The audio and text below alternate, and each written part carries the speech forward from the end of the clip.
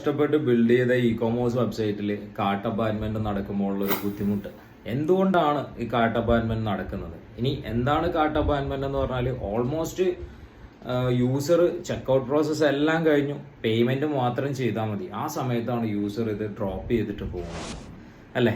അങ്ങനെ വരുന്ന പരിപാടിയുടെ പേരാണ് cart apartment. E commerce business ചെയ്യുന്നവരുടെ ഏറ്റവും വലിയ തലവേദനയാണ്. കൊക്കിനും ചുണ്ടിനും ഇടയ്ക്ക് നഷ്ടപ്പെട്ടു എന്ന് പറയുന്ന പോലെ കസ്റ്റമേഴ്സ് കൊഴിഞ്ഞു പോകുന്നത് അല്ലേ? അപ്പോൾ അത് നടക്കുന്നതിന് പ്രധാനമായിട്ടും 5 കാരണങ്ങളാണ് ഉള്ളത്. ഒന്നെന്ന് പറയുന്നത് ഈ നമ്മളെ ചെക്കൗട്ട് പ്രോസസ്സ് ഭയങ്കര കോംപ്ലിക്കേറ്റഡ് ആയിരിക്കുക, ഭയങ്കര ഡിഫിക്കൽട്ട് ആയിരിക്കുക, വലിയ എസ്സേ പോലെ കുറേ ഫില്ല് ചെയ്യാനുണ്ടാവുക, കസ്റ്റമർക്ക് അത് ഇഷ്ടമല്ല. രണ്ടാമത്തെ കാര്യം എന്ന് പറയുന്നത് ഡെലിവറി ചാർജ്.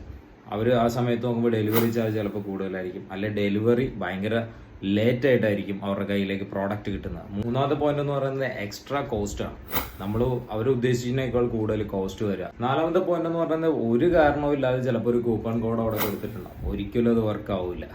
അപ്പോൾ കസ്റ്റമർ ഫ്രീ കൂപ്പൺ കോഡ് ഉണ്ടോ എന്താ അവർ കൊടുക്കാത്തത്, ആ ഒരു കൺഫ്യൂഷനിൽ ചിലപ്പോൾ ഇത് ചെയ്യാതെ പോകുന്നുണ്ട്. അഞ്ചാമത്തെ കാര്യം എന്ന് പറയുന്നത് ടോട്ടൽ കോസ്റ്റിനെ കുറിച്ചിട്ട് അവർക്കൊരു ധാരണ ഉണ്ടാവില്ല, എത്രയാണ് ടോട്ടൽ ബില്ലിങ് വരുന്നത്.